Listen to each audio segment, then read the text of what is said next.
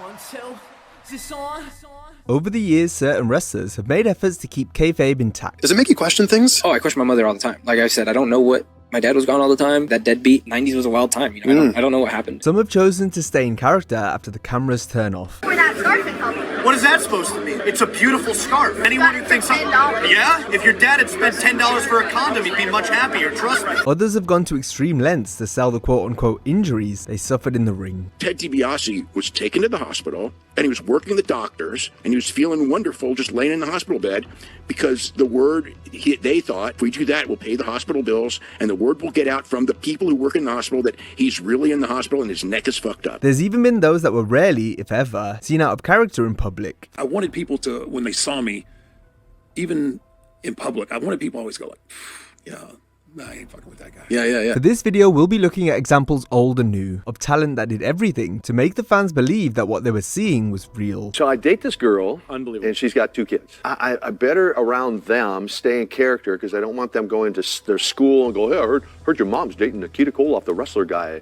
Does she really speak English? So for well over a year, even after I married their mother, I still spoke with the accent around them. Today we highlight 10 wrestlers who went to insane lengths to keep kayfabe. My father was a mean man. Mean in the way that he tortured us psychologically. He would play the angle out at home, his injuries. I remember crying myself to sleep many a night thinking my dad was gonna die. After turning heel on his father in 2022, Dominik Mysterio would stay in character during interviews outside the ring, especially when it came to keeping the feud alive with Ray. I don't think he wants to get in there with me, to be honest. I think it's gotten to the point where I've shown that I'm willing to do what it takes to take him out and to prove that, once again, I'm the only Mysterio that matters in this business at the end of the day.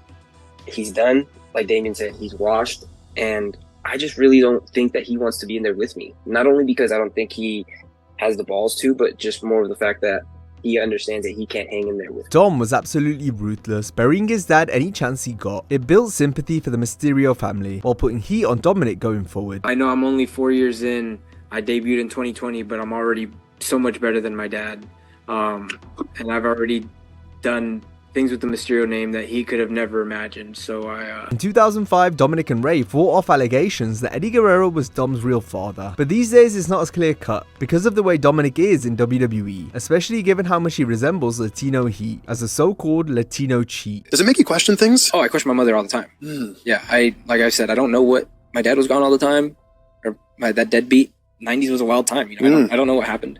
I just know I popped out and something happened, you know? While taking after Eddie, Dom has continued to badmouth Ray and the Mysterio family. Every time Ray gets some form of revenge, Dominik has been there to throw it back in his face. Being so dedicated to living his character outside of the ring is why Dominik is so revered as a heel in this day and age. I think some of the best things about being a heel is just having fun with it, man. You can't let the noise get to you. And I'm one of those guys where I never really, I grew up around a Mexican family, you know, our nicknames are insults. So I have tough skin, you know, I was 3 years old, my mom's been pulling my ears, calling me Dumbo. So there's reasons why I don't like my family. It's been deliberate effort made by Dom to get viewers to buy into his persona, and it's ultimately helped tremendously in getting him over as such a despised heel. I think it's all a perception, right? I think it's all a perception of how the fans see you and how you kind of want to portray yourself. Because I don't know, I feel like there's bad guys that are heels that, you know, want to be cool heels and want to do this stuff and still be cool and still kind of be.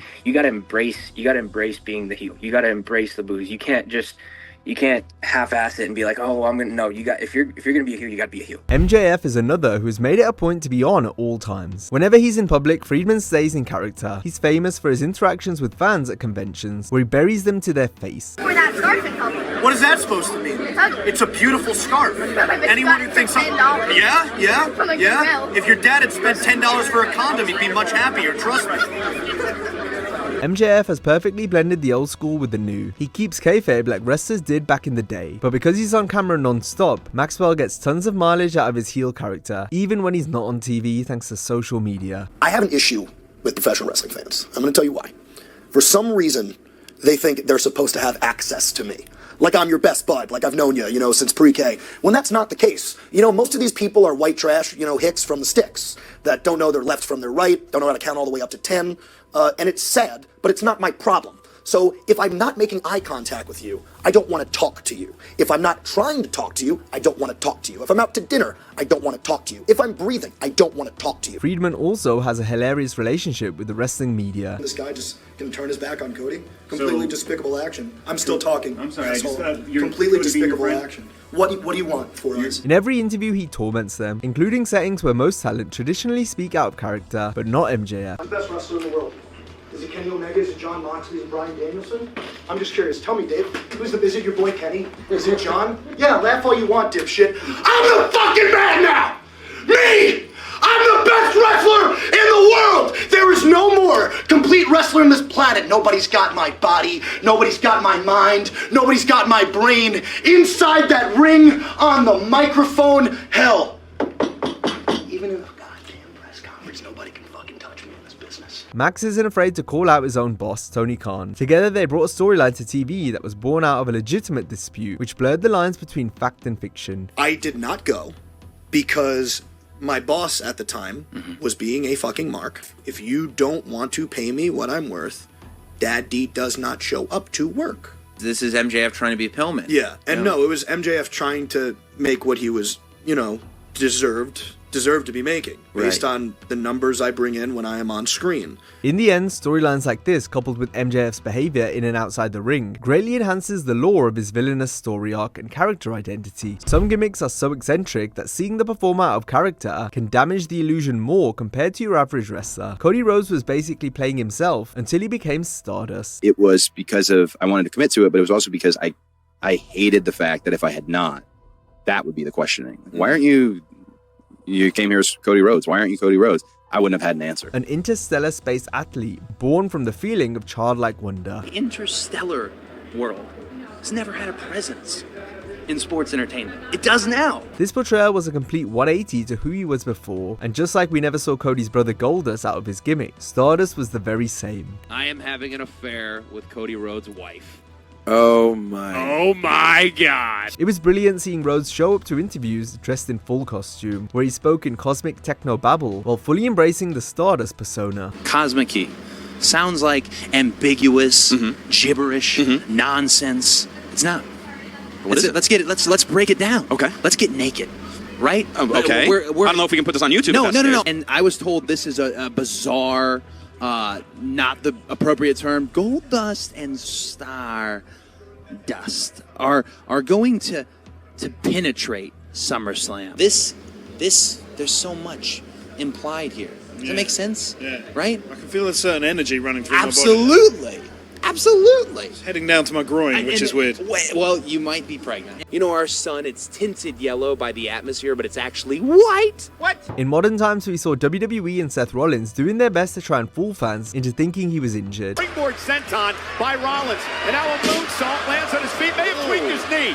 We saw Seth favor the knee. I am not a doctor. I only know my body and what I feel. And what I feel is that this is going to be me out for an extended period of time. Many theorized that Rollins' injury was indeed a work, and industry insiders essentially confirmed it. I was told 2 days before this to look out for an injury angle with Seth Rollins that would, it was even described to me, it would be an injury angle that gets him on crutches going into SummerSlam. Despite everything, it was still fun for fans to speculate, as the angle added intrigue for his grand return a few weeks later at the 2025 SummerSlam.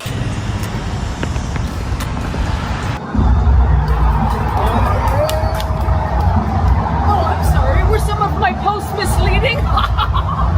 Stop the Punk! A cover by Rollins! Oh my God, Rollins is the World Heavyweight Champion! I hope you don't mind the next time you come to sit for the chair. We've got a new logo for you.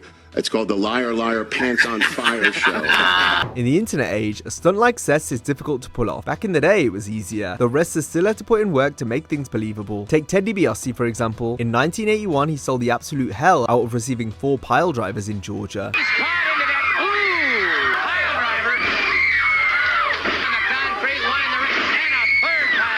Ted kicked out of 3 until the 4th finally put him away.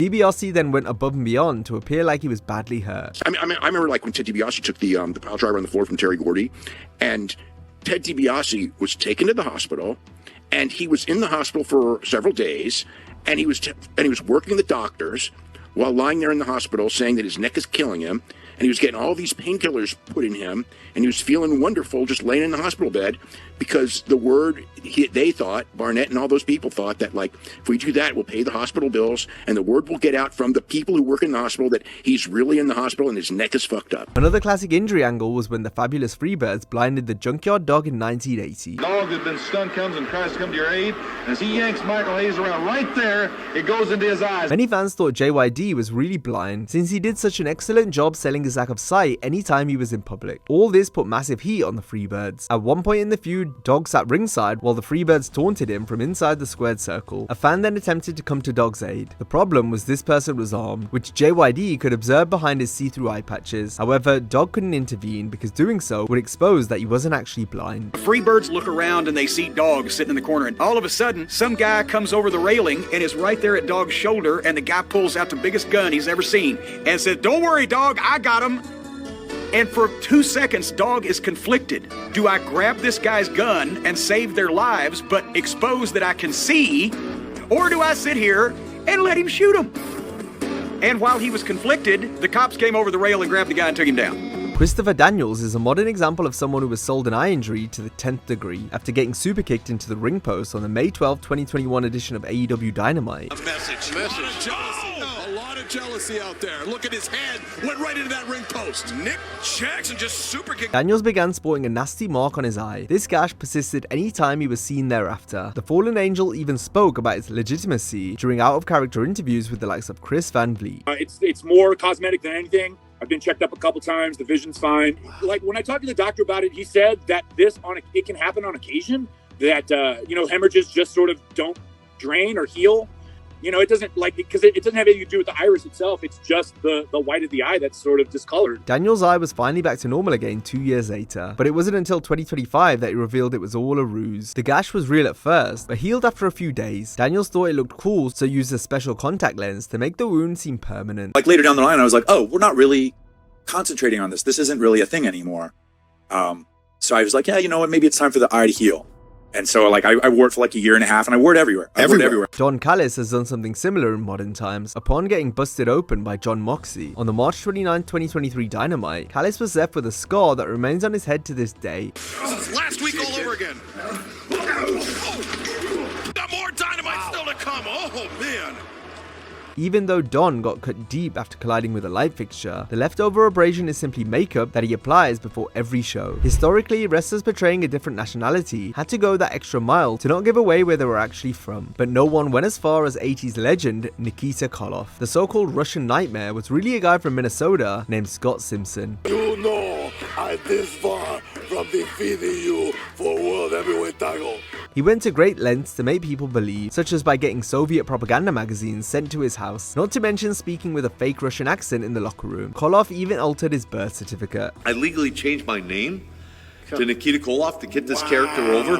Now, Jim Crockett didn't ask me to do that. I did that on my own. Nikita's level of method acting trumped any Hollywood star. Koloff auditioned to be Ivan Drago in Rocky IV, with the movie execs none the wiser to the fact Nikita was indeed American. No one was going to know he wasn't truly from Russia. It was interesting because I would sometimes fly back to Minnesota and visit some of the family up there and explain to my mom, my dad, all of them. I'm like, hey, now if we go out to eat or something and we're out in public, I am going to be talking with an accent. Koloff made it a point to not interact with fans. He would simply scare them away if they approached him after the matches. This kept the illusion alive that Nikita was a menacing foreign heel of few words. It also ensured that anyone who was legitimately from Russia didn't discover Koloff was faking. He was going to kayfabe as many people as possible, including those closest to him. So I date this girl, Unbelievable. And she's got 2 kids. I better around them stay in character because I don't want them going to their school and go, hey, I heard your mom's dating Nikita Koloff, the wrestler guy. Does she really speak English? Because people ask that all the time.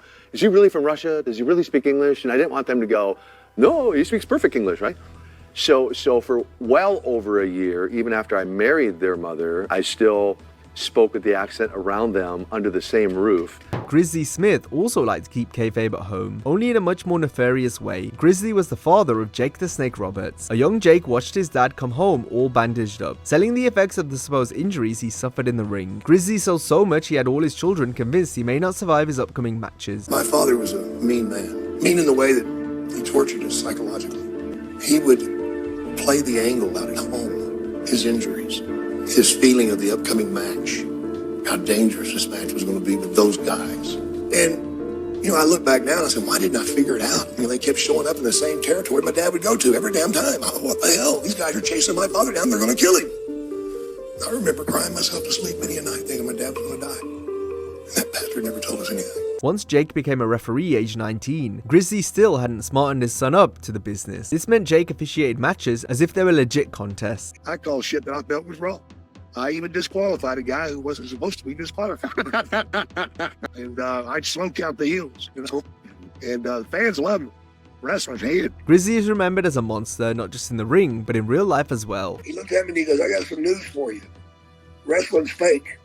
And man, my fucking world just crumbled. I couldn't believe it. All this time I thought it was real. You know, I was really, really, really upset, man. Because I realized my father had been fucking with me ever since I was a little kid. Having done so many terrible things that are too graphic to mention, he was truly a horrible human being in every sense of the word. The story I got from my grandmother, man, was pretty ugly. Because I remember asking her if she had any regrets in her life. And she said she only had one. She goes, I should have killed your father when I had the chance. Let's close things out with the wrestler who kept kayfabe for the longest. Given their mythical gimmick and storied career, once his in-ring days were over, The Undertaker had a hard time peeling back the curtain after so many years of keeping kayfabe. It was incredibly rare to see him out of character. He wasn't interviewed for documentaries, or even as a talking head in his own DVDs. This didn't come until much later. I think kayfabe died for sure when I came out and started talking as Mark Calloway. Even when the cameras were off, Mark Calloway was committed to the Phenom persona and its mystique. He would still sign autographs and be friendly with fans when approached, but because he carried the same aura in real life as he did on television, people were scared of Taker and often left him alone if they saw him in public. I wanted people to, when they saw me, even in public, I wanted people to always go like, yeah, no, I ain't fucking with that guy. Yeah, no, there's something different. Yeah. I didn't have my wrestling gear on, but if you saw me in the airport, there'd be no doubt who that was. I was always dressed in black. I kept it going, and I lived it. I had to do that to give that character credibility, because the character itself was so over the top. You know, in my mind, I said, well, I've got to make people believe. And it was crazy what people believed. I mean, half the people was, are you really dead? Now, if you enjoyed this video, be sure to check out our similar video on 10 WWE moments that made Vince McMahon lose it backstage. Hope you have a great day, and I'll see you next time.